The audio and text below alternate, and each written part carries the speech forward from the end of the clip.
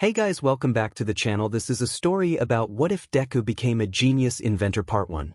If you guys enjoy this what if and want to see part 2, comment down below and let me know before I start. Please do support for more awesome content and leave a like, and don't forget to subscribe to my channel and also share this video with your friends and check out the description in my playlist. The author of the story, Anthony Tyler 9 from WhatIf. So let's start the video. 200 years ago, there was a bright light shone on the world. It was the first of many children who were born with a superpower that at the time we had thought was a mere myth.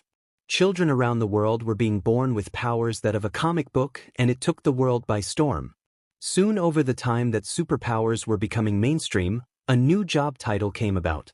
It was that of a hero. Anyone with a superpower that doctors and scientists soon called quirks would be able to go to a school and learn how to become a hero to any and all.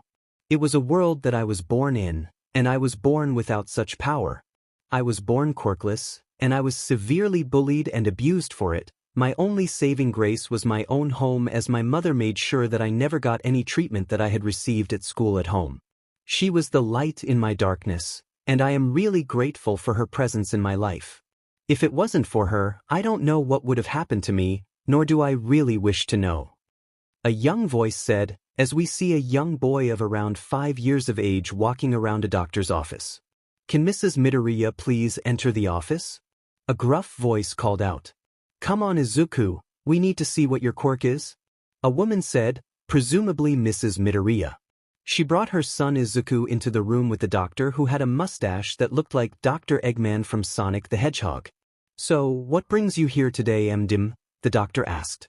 "We came to see what was taking so long for Izuku to have his quirk manifest. It's been over a year since the projected time frame for when he should have manifested a quirk, and now I'm worried." Mrs. 𝗵𝗃𝗧𝗏 said worriedly. "Don't worry, ma'am, I will get to the bottom of this," the doctor said, pulling Izuku into another room for some tests. As soon as Izuku came back, he was muttering about which quirk he was going to get. Soon after a few minutes, the doctor came back inside with a solemn look on his face, which was not good news. "Is there something wrong, doctor?" Mrs. 𝗵𝗃𝗧𝗏 asked. "Mrs. 𝗵𝗃𝗧𝗏, what is the quirks of yourself and your husband?" the doctor asked. "Well, my quirk is a really weak version of telekinesis, while my husband's are fire breath," the woman said. "What's wrong, doctor? Can I still be a hero?" Izuku asked. ****, you should probably give it up," the doctor said bluntly. "What do you mean?" Izuku's mother asked, confused. Izuku sat there as he was thinking about what could have happened to make him have to give up on his dreams of being a hero. "Well, your quirks are minor telekinesis and fire breath for you and your husband, correct?" the doctor asked. "Yes, and we are both third-generation quirk users," Izuku's mother said, concerned. "Well, if you look here, this is an X-ray of your son's foot, as it shows right here." The doctor paused as he pointed to a small joint on Izuku's foot on his pinky toe. "This right here is a major concern for us, as it is a major reasoning as to why your son hasn't manifested a quirk yet," the doctor said. "What does that mean? Is my son going to be?" Izuku's mother asked. "He most definitely will not be manifesting a quirk anytime soon or in the future. I am sorry to say that he is quirkless, so any dreams of being a hero should be left at the front door," the doctor said, leaving the room as Izuku and his mom leave the doctor's office. As Izuku and his mother returned home, he was sent to his room as he needed time to recover from the visit, as he didn't know what to do. Later on, that night, Izuku was sitting at his computer as his mother was walking by, and she heard him listening to a video he loved very much. She entered the room only to hear what Izuku was watching from the computer, breaking her heart as she saw the screen. "Oh, look at that. He already saved hundreds of people, and he is still going." A voice called out from the computer, "Do not fear, for I am here." Another familiar voice called out, "𝗵𝗃𝗲, can I still be a hero too?" Izuku asked, tears streaming down from his eyes. "Izuku, you are already my hero. But I can't tell you that," Izuku's mother called out, crying and holding on to him. The only thing Izuku heard was the fact that his mother was apologizing for not being capable of giving him a quirk. "That wasn't what I wanted to hear from you, Mom. You didn't answer my question that day, and I still don't know what it meant for your answer."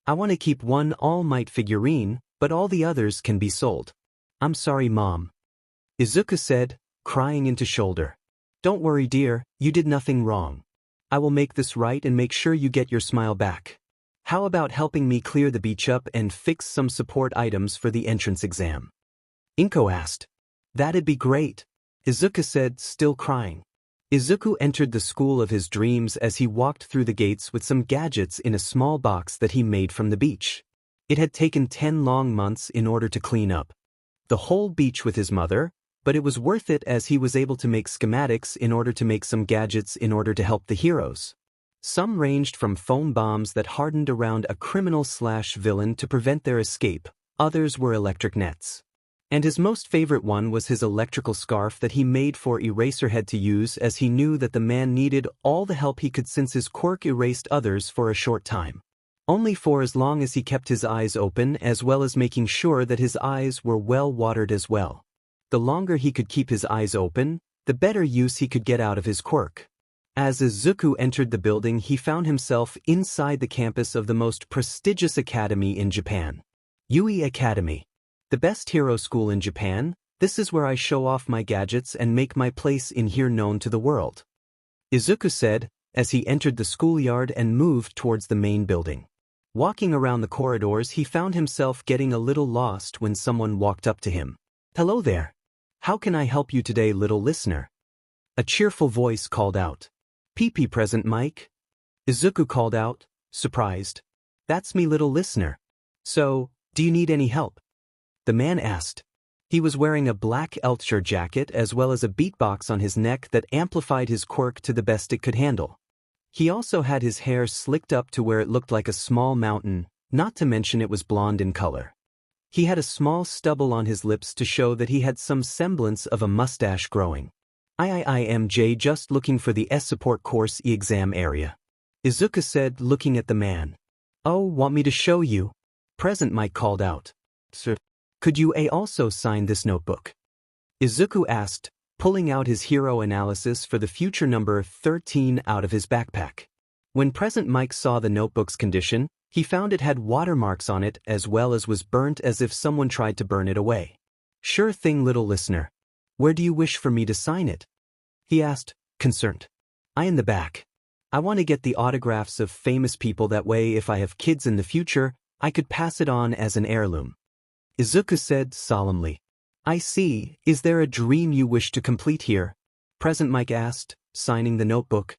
For the longest time, I had always wanted to be a quirkless hero. But recently I found that it wasn't for me. Izuku said, looking away with a dead look in his eyes. Present Mike didn't like that look in a Yui prospect. What made you wish to give up that dream? He asked. A very popular hero who was my idol in everything that made me wish to be similar to them, but not completely. He told me to be realistic with my dreams and to stay grounded with my dreams. Izuku said, following the hero to the exam room. Here we are, I hope that you have a good time in there. Present Mike said, looking at him. I will try, but I don't know if I will pass. Izuku said, looking away. Just give it your all, and I am sure that you will be noticed. Present Mike said, walking away with a wave. As Izuku waved back, he entered the room and sat down next to a girl with goggles on her head as well as having salmon-colored hair in a black tank top as well as blue jeans. Her eyes had crosshairs on them as she was particularly fixing one of her gadgets. Pulling out his notebook, he wrote about her quirk and what his thoughts were on it, muttering about it in curiosity. As the girl heard him muttering, she found him sitting next to her as his box of gadgets was next to him as well as holding a notebook that was oddly named Hero Analysis for the future number 13. She watched in awe as he made some observations about her quirk, as he also made some theories about how her quirk could be used in heroics as well as other areas of expertise. Wow, those are some cool theories, she said, getting into his personal space to look at his notes. Snapping out of his trance, he looked to his left to be face to face with the girl next to him as she looked through his notes. Gah! Izuku yelped as he moved back. Sorry about that. My name is 𝗵𝗃𝗄𝗵, future owner of 𝗧𝗵𝗵 Industries. The now named Mei said. My name is 𝗧𝗵𝗵𝗄𝗵. Izuku stutters. Wow, those are some cool gadgets, glasses. What are they for?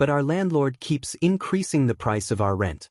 Soon we will be on the streets because my mom simply won't be able to make enough money to support us. Izuku said solemnly. What about your father? Mei asked. What about him? He called off their wedding years ago, and to add insult to injury, he stopped paying child support 5 years ago. Mom has been doing what she can with her job as a lawyer, but even that job is taxing on her. I don't know what to do, Izuku said, grabbing the temples of his head to ease a headache coming in. His mother couldn't have arrived any sooner than that moment as she entered the house to see her son sleeping on the couch with Mei sleeping with her head on his shoulder. Those two better become a couple at the end of this, Inko said, taking out her phone and taking a picture of both of them. This will be my wallpaper for my lock screen, she said, moving about in the kitchen. A few hours later, Izuku and Mei woke up with one on top of the other. Izuku's hand was on Mei's, but while her hands were on his, completely embarrassed about their position, Izuku sat up with Mei doing the same. As their faces were red from embarrassment, they heard movement in the kitchen as they saw Inko working on dinner. Afternoon, Mom, Izuku said, gaining her attention. Hey son, how was the entrance exam today? She asked whilst cooking. It was great, I met Mei there today. She became my first real friend in a long time. Izuku said. That's great, sweetie. How about you get a shower with her and come back out for dinner? Inko said, teasing them. Izuku got up immediately and ran into the bathroom to take care of his problem. Mrs. Midoriya, Mei asked. Oh, please, call me Inko. Inko said. Okay. Inko-san, do you know about how your son is at school? Mei asked. Yes, I do. I help him with his injuries when he comes home. I can't believe that the school doesn't even take his side when it comes to Bakugo or his grades. Inko said, angrily. I'm sorry to ask this, but why haven't you both gotten help? Mei asked. Believe me, we tried. But nobody is willing to defend a quirkless boy nor his weak, quirked mother. I have gained my license as a lawyer in order to take care of the issue myself, but Izuku doesn't wish to destroy the life of his once best friend.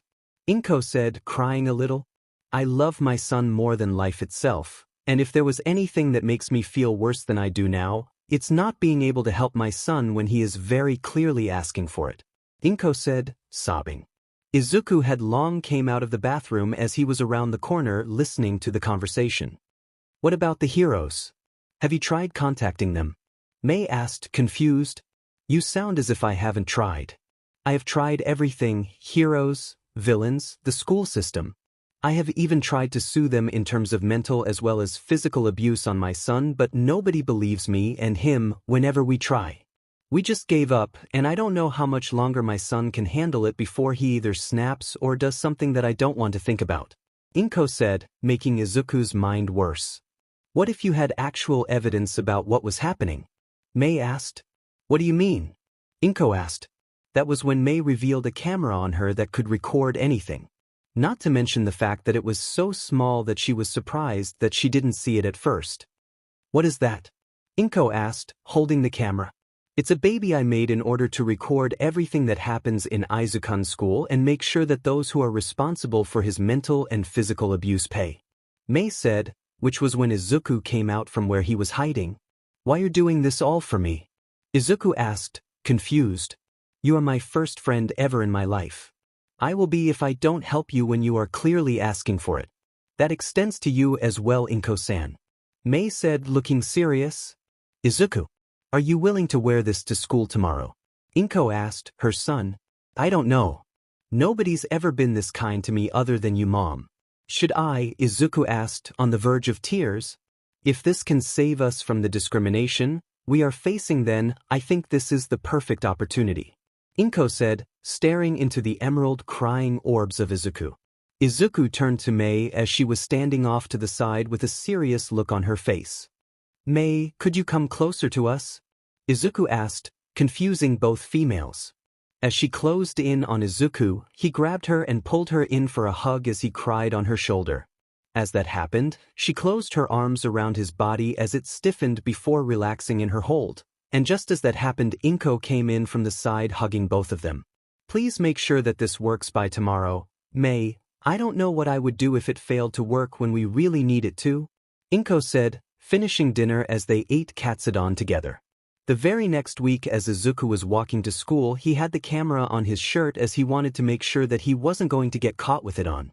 Bakugo would sadly be not in the school since the entrance exams for the heroics course will be going on that day, so he would be getting off scot-free until they found out about his abuse of Izuku. Izuku entered the school and used his phone to message Mei about turning on the camera on his jacket for his Gakuren. As soon as he heard the click of the camera's record button, he continued his way around the school, and almost immediately he was encountering a bully who punched him in the face as well as the gut. It went for a little while, as they even used their quirk of being capable of vibrating their hands to the point of causing muscle spasms in the person they touch, kill if they vibrate their hands enough. As Izuku was groaning on the ground after the bully left, he entered his first classroom to start his day.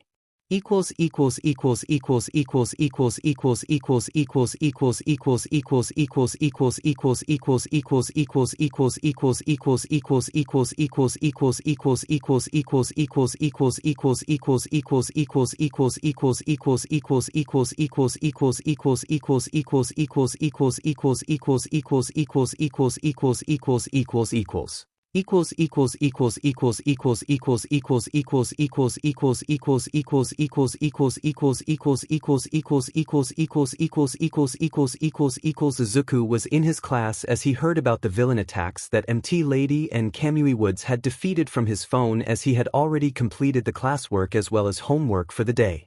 He was on his phone writing his analysis and muttering about what the quirks of the villains were as he recorded them down in his notebook. But not before long the teacher called him out and smacking him on the head to get him to stop muttering. "Midoriya, you know the drill. Get the muzzle out and sit in the back corner of the classroom, and you will wear it for the rest of the day," the teacher said, smugly. Sighing, Izuku placed the muzzle on his face as the teacher drilled it into his face in order to keep him from muttering. "Quirkless trash.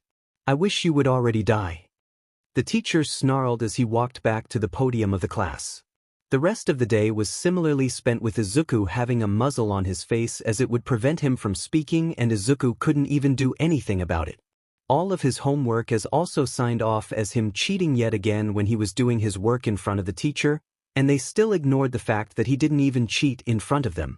This could have continued until the last bits of the day, when Izuku's mouth recovered enough to be able to mutter freely when someone in the classroom told the teacher about it. And it didn't turn out too good. As the teacher moved closer to Izuku, who was writing in his math homework, the teacher grabbed the muzzle harshly and pulled Izuku away from the classroom. The camera showed where Izuku was being dragged, and it showed a basement filled with dried blood everywhere. And there was even a few bodies of females down here crying from something that happened to them. They were some of the school football team's cheerleaders, as they had very large melons that were showing since they had no clothes on. Izuku was tossed onto the ground as the teacher that dragged him down there placed his hands over the boy's throat, choking him to death. Izuku was kicking as well as punching the arms responsible for trying to kill him, and as soon as Izuku had enough of being choked, he moved his face lower as the muzzle was forcefully taken off, as a small amount of blood and skin were ripped from his face.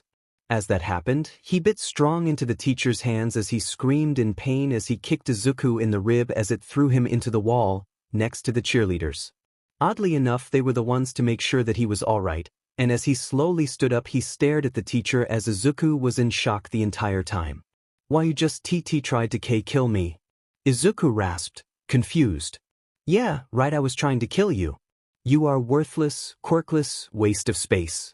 I am doing this world a great service by making you die down here," the teacher claimed, as he pulled out a familiar device to Izuku. It was a massive and girthy 𝗬𝗍𝗶 that the teacher held. He knew what it did, as he found out what the teacher did to these very girls down here, and he had tried to help them before. It ended up with him taking the attention from them, as he was left down there to keep the teacher's full attention on him as he took the whippings like a man. But this wasn't any kind of girthy 𝗬𝗍𝗶, it was a spiked 𝗬𝗍𝗶 that was girthy as well, and Izuku knew that this would hurt really badly. This was only one teacher doing this, and he knew that he had more that would come down here to take out their frustrations out on him. And sure enough, the whole staff of the school came down and took out their frustrations out on him, and one of the teachers began to do something the others didn't. He tried to take off Izuku's clothes as his Gakuren was already on the ground, But the camera was facing them as those watching the video was in shock as Izuku fought as strong as he could but in the end couldn't even stop what was happening.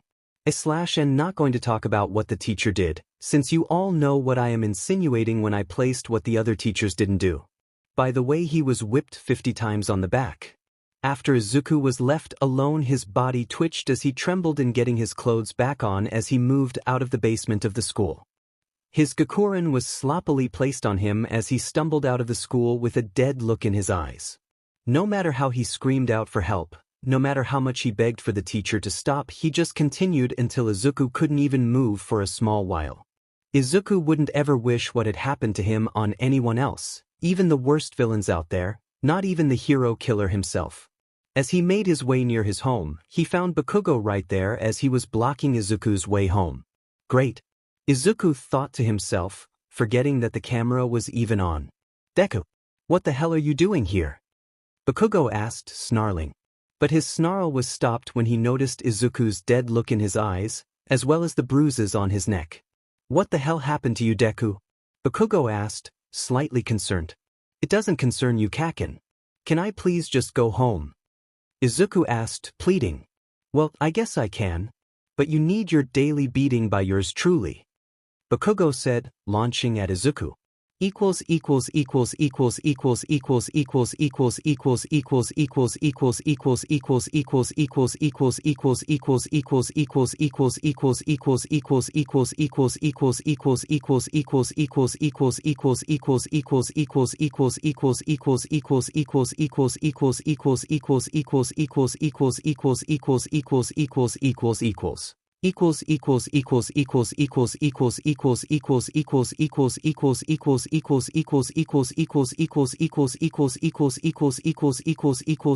Izuku got up off the ground as he nursed his new bruises as well as burns on his lower abdomen. Nice, now Kakin's not even giving me a break. Can I please just get a break? Izuku asked, crying. He was truly at his wit's end as he couldn't handle it anymore as the day's events settled in as he threw up what he had for lunch that day. As Izuku entered his home, he found Mei and Inko standing there watching a video on the laptop, and he realized that the camera was on all day and they saw what happened. As soon as the mother and close friend of the broccoli boy heard the door open, they looked over and found Izuku there, steam coming from his 𝗧𝗃𝗃 as well as a dead look in his eyes. As Izuku stumbled near them both, they caught him as he was feeling a little faint from the day's events. PP, please make sure they don't get away, Izuku said, crying profusely. Mei and his mother had hugged him right then and there as he wailed about the worst of the worst things he had endured all in that one day that he went to school, and Inko plus Mei were getting more and more infuriated as he went on. What he was talking about was similar to how they were being treated in America during the 1830s. What was worse was what the last teacher did to Izuku. Raping a young boy before he could even get into high school was not okay. And Izuku clinged onto them in fear of authority figures of the male gender as he couldn't trust being alone with another male teacher. Hell, he would rather take midnight teasing him until the heat of the universe and he would still like her. Izuku went to sleep that night with Mei sleeping next to him as Inko didn't think that Izuku would be able to sleep without someone close to him. And with the information she got from Izuku's camera on his 𝗧𝗃𝗃, she knew just what to do, as she called someone from the 𝗵𝘃𝗃 police department. *ring. *ring. Ring. *click. Hello, this is 𝗵𝘃𝗃 police department. How can I help you today? A male voice called out. Hello, my name is Inko Midoriya, and I would like to report abuse at 𝗲𝗲 Junior High. Inko said on the phone. Abuse? At 𝗲𝗲 Junior High too. Okay, so who do you wish to be on this case? Do you have evidence we could use? The officer asked on the other side of the phone. If you could please get Detective 𝗧𝗃𝗁 on the case, please. Also, could you please send him to my address to get the evidence? It is all on a small camera. Inko said. Why didn't you ask the police before? The officer asked, curious. Nobody would listen as soon as they found out the status of my son's status with a quirk. Inko said, nearly in tears as she watched the video again. What is his quirk status anyway? This is just for the case MDM, the officer asked. Will you actually help us if I tell you? Inko asked. I promise on my life as an officer of the law. Naya. The officer said.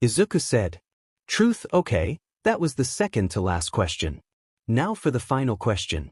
From what I heard about from your mother, have you tried to contact adults, heroes, as well as local police to try and get help? He asked. If this ring true, he would have a case on his hands. I tried everyone. The passers-by on the street, local heroes, even some patrolling officers.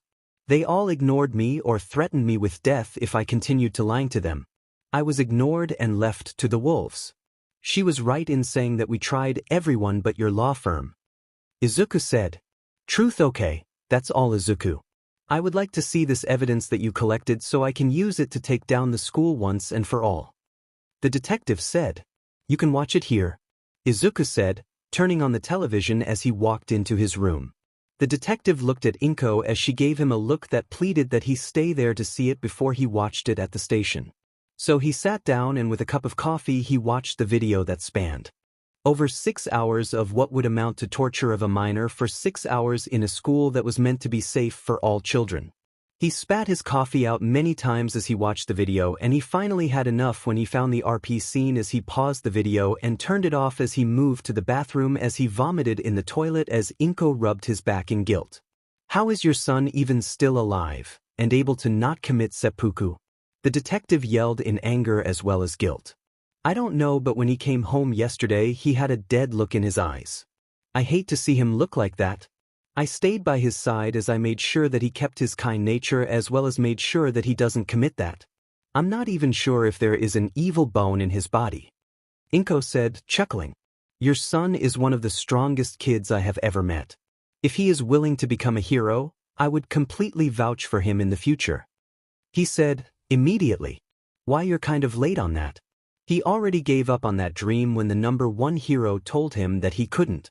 But he made sure that my son wasn't let off badly. He let him down easily, stating that he would feel unsurmountable guilt for sending him in quirkless to fight a villain who had strength or power hundreds of times stronger than him.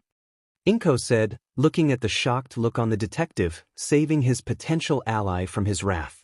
This school will be placed in the depths of Tartarus or hell itself. The detective said, walking away from the home. He then found the landlord not too far away as he arrested him for discrimination against a minor as well as a mother. The man was livid, and he would be making sure that the school drowns in its own blood. Inko walked to her son's room only to find him sleeping with May as his body pillow, but the funny part was that said girl was currently trying to fix a small television that sat on his desk. I can't believe that he found himself a appealing girlfriend, not to mention the size of her rack. Inko said to herself as she closed his door. The people who took the smile from her son yesterday would see the devil and would get sued out of continuing to live in the area if that was the last thing she could do. Izuku was walking with a pep in his step as his mental problems weren't messing with him today, not to mention that he hadn't had a nightmare again. He was walking to class with May next to him as they were talking about how they would increase the appeal of some of the heroes in the school, not to mention the hero students. Izuku over the time frame had heard that Eraserhead had tried out his invention and was really happy about it, and he took Izuku's analysis to heart and made his hair tied in a bun in order to prevent himself from being predicted by villains.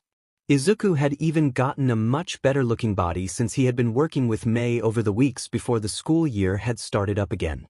He had some more muscle on his arms and legs as he was lifting heavy items more often, and he was putting more strength into his inventions. He even had a 4-pack of abs on his torso, and he was proud of it. He entered the classroom of 1H and sat down in his desk as he waited for Power Loader to enter the room and start the homeroom lesson. By the time Power Loader was heard closing in on the classroom, the rest of their classmates were inside the room, and Izuku couldn't care less about them since he only needed his friend May. Good morning, class. My name is 𝗳𝗵𝗵𝗺, and I am your homeroom teacher for the next 3 years. Now this class is supposed to be homeroom, but since you are in the support class you will be taught all your other lessons from math to literature by me. Just so that you all can get to making your own inventions in a timely manner. Just remember, don't stay here after school as it would be taking points off of your final grade when you are graduating. Power Loader said, smirking at them. The class continued as per normal for the school as Izuku and May worked together on most of the class's assignments as they were already close to one another. It was all going great when everyone heard an explosion sound from outside and 𝗵𝗃 noticed Izuku flinch really strong at that, and after the flinch he was scowling. Looks like the hero course is already making their presence known.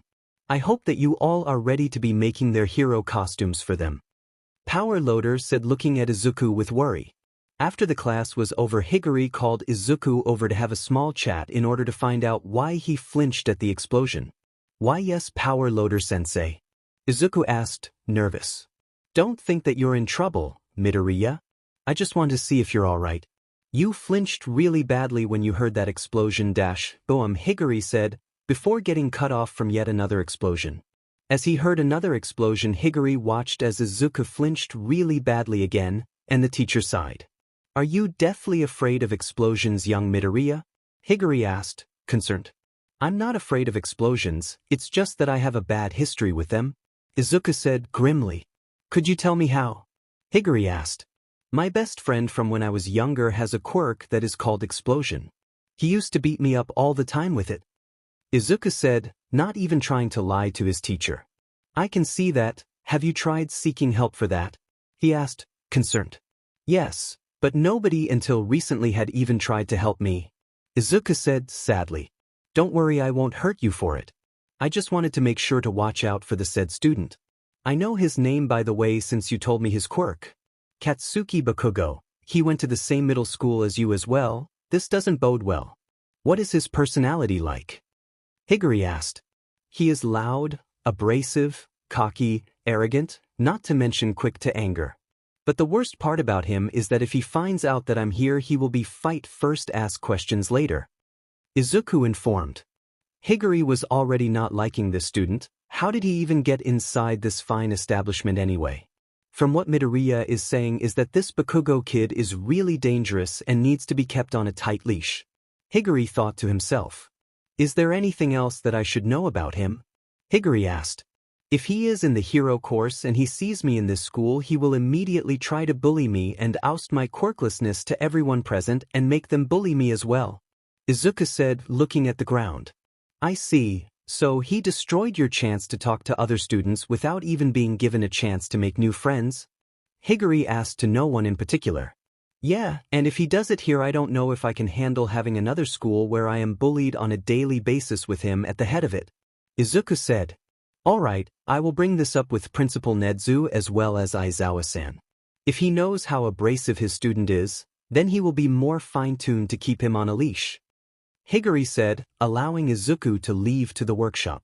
𝗵𝗃𝗃 was a kind man, at least he tried to think he was.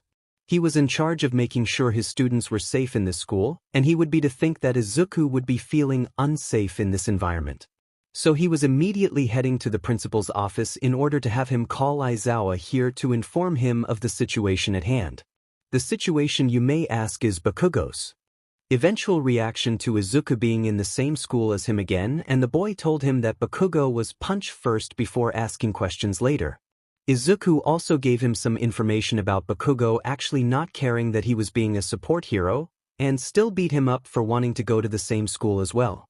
He was right at the door of the room when he heard it open, and Aizawa was right there with a young boy with purple ball for hair. Alright, Mineta.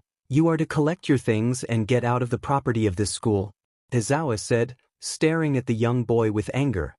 You won't hear the last of me, showed Aizawa. My mother will make sure that I'm not expelled from this school. Mineta said, running off. ****, this will take some time before I can actually get rid of him, Aizawa said. Said man was wearing a black sweater as well as black cargo with black combat boots to complete the look. Not to mention the scarf that was a new addition to his overall look, as a small kitten was sitting in the pouch. Aizawa-san, we need to talk to the principal about one of your students.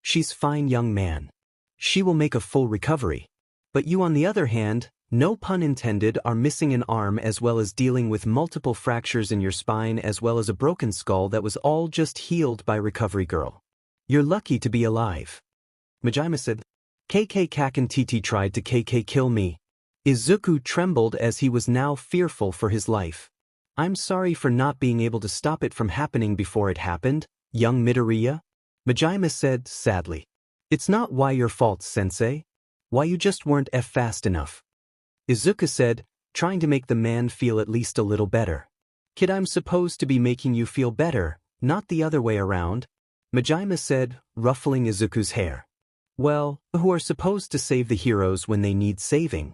Izuku asked, looking into the eyes of everyone present. You are truly too innocent, 𝗵𝗃𝗲 muttered. What is happening to 𝗧𝗂𝗃? Izuku asked, still fearful. He is being transported to Tartarus prison. He tried to kill a UE student unprovoked and will stay there until the day he dies. Mitsuki said, staring at Izuku. But what about his dream? Izuku asked. His dream of being a hero is null and void. He takes no problem in hurting one of my students, and I do not tolerate bullying in my school, much less on the other courses of my school. He tried to kill you, and the times before he didn't get any reprimanding. He is getting punishment for nearly killing you. A voice called out. As everyone else looked around, they found the principal of UE riding in a man with a scarf around his neck. Scarf. That's the scarf I made for Eraserhead. Izuku gushed about the hero. Thanks for the new scarf, by the way, kid. I want to apologize for not being there to rein in Bakugo. Aizawa said, looking at the one-armed Izuku. Don't worry, it's just a flesh wound. Izuku said, cheerfully as he pulled a notebook out of nowhere. Where did he get that? 𝗵𝗃𝗲 asked, confused to all hell. Trust me, I stopped asking years ago. Inko said, chuckling. Could I get your autographs? Izuku asked, extending his arm out with his notebook. Aizawa grabbed the notebook and looked at the analyses as he was amazed by their accuracy as well as the potential hero costumes for each person. You would be dangerous as a villain, Netsu said, signing the notebook on the cover. I've been told, Izuku said, looking away bashfully. Well, young man, we came here to tell you of the fate of Bakugo. And he will never be seen again, for the rest of your life. You can rest easy knowing that your future is secured as well as completely safe. Netsu said, looking at Izuku. And as soon as that happened, Izuku smiled. For the first time in his life, he genuinely smiled as big as he could, while crying. He was free from the torture of Bakugo for the rest of his life, and he could finally go on with his life without worrying about Bakugo interfering with it. We find ourselves 5 years after Izuku and Mei entered the Academy of Heroes, and the world has been reduced to a bunch of small-time thugs and villains trying to get into the #1 villain spot since there was a power vacuum since both Shigaraki and All for One had been defeated by their respective opponents. We head over to a house within Mizudafu as we find an old woman walking around the house getting things prepared for breakfast. She had worried about her son during the whole war against the heroes and villains, as she had told him that this had been what she worried about. He had told her many times that since he was in the support course of the school that the only things he would be worrying about are potential explosions from gadgets gone wrong. 5 years had passed since then, and Inko Midoriya couldn't be any happier since her son had gone after his new dream of helping the heroes in becoming even more powerful to protect the populace. She heard a door open as she smiled happily as she watched her son walk into the kitchen and grab a cup of green tea. Morning, Izuku, Inko said, smiling at her son. Morning, mother. How did you sleep last night?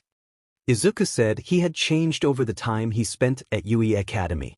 He had gotten taller as well as more muscular around his upper body, and his legs became leaner, but you could still see the muscles on them. His face became a little sharper but kept the baby fat, as his hair was still as messy as his father's.